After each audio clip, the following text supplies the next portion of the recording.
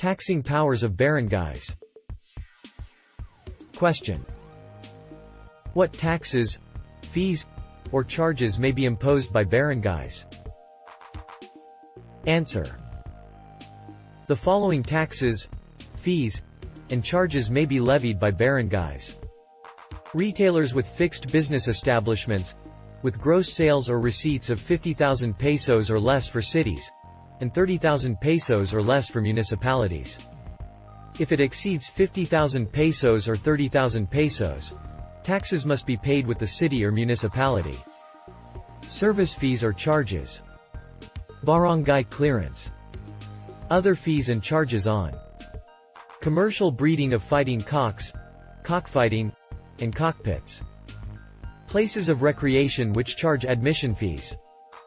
Billboards, signboards, neon signs, and outdoor advertisements. Common revenue-raising powers. Question. What are the common revenue-raising powers of the local government units?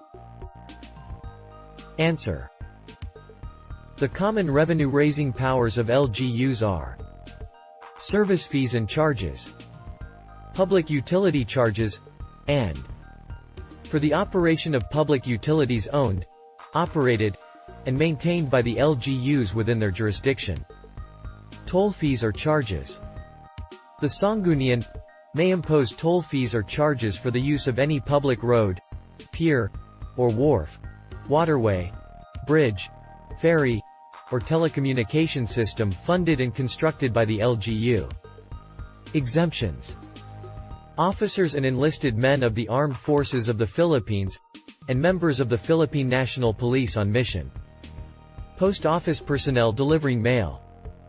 Physically handicapped, and disabled citizens who are 65 years or older. Community tax. Question. Who may impose community tax? Answer. Cities or municipalities may levy a community tax. Question. Who are liable to pay community tax? Answer. Natural persons are required to pay community tax provided 1. Inhabitants of the Philippines. 2. 18 years of age or over. 3. Regularly employed on a wage or salary basis, for at least 30 consecutive working days during any calendar year, or engaged in business or occupation, or who owns real property with an aggregate assessed value of 1,000 pesos or more, or who is required by law to file an income tax return. Juridical persons engaged in or doing business in the Philippines shall pay an annual community tax of 500 pesos, and an annual additional tax. Question. Who are exempted from community tax? Answer. The following are exempt from community tax: diplomatic and consular representatives, and transient visitors when their stay in the Philippines does not exceed 3 months. Question. Where should community tax be paid? Answer. The community tax shall be paid in the place of residence of the individual, or in the place where the principal office of the juridical entity is located. Common limitations on the taxing powers of local government units. Question. What are the common limitations on the taxing powers of the local government units? Answer.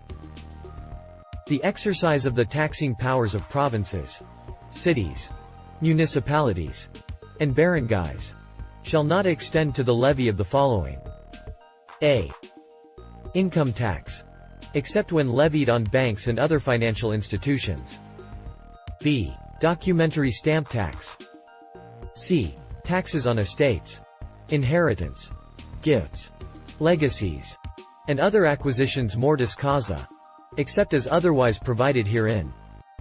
D. Customs duties, registration fees of vessel and wharfage on wharves, tonnage dues, and all other kinds of customs fees, charges and dues, except wharfage on wharves, constructed and maintained by the local government unit concerned. E. Taxes, fees, and charges, and other impositions upon goods carried into or out of, or passing through, the territorial jurisdictions of local government units in the guise of charges for wharfage, tolls for bridges or otherwise, or other taxes, fees, or charges in any form whatsoever upon such goods or merchandise. F.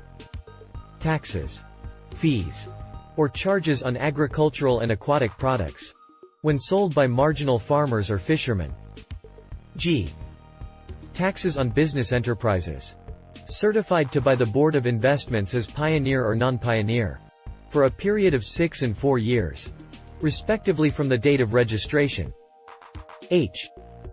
Excise taxes on articles enumerated under the National Internal Revenue Code, as amended, and taxes, fees, or charges on petroleum products. I.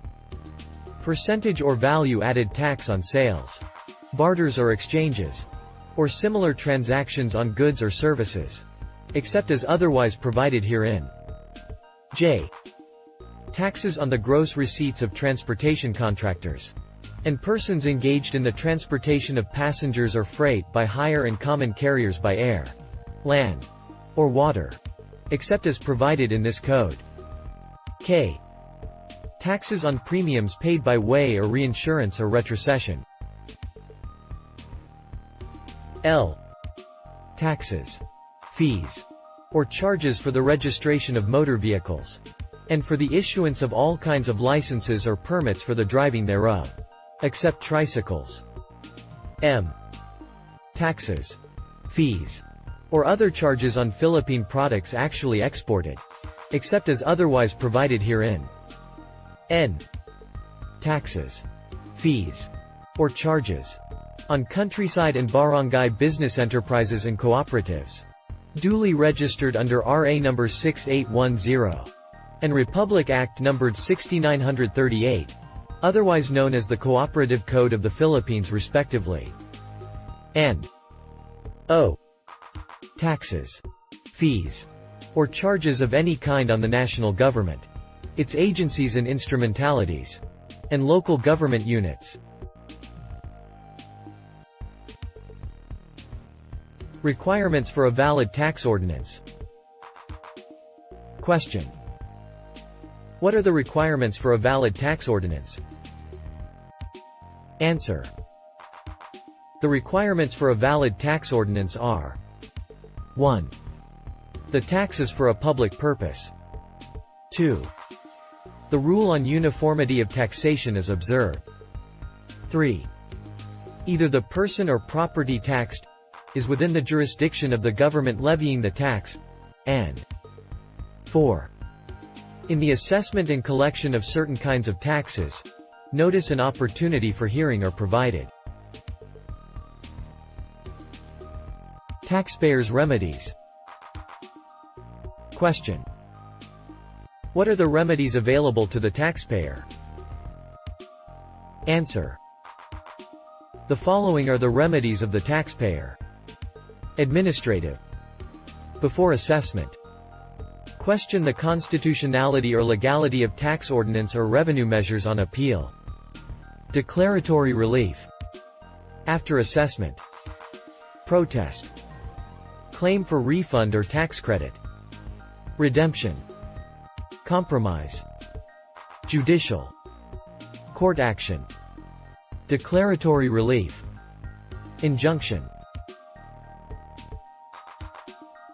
Protest. Question. What is the procedure for protesting an assessment? Answer.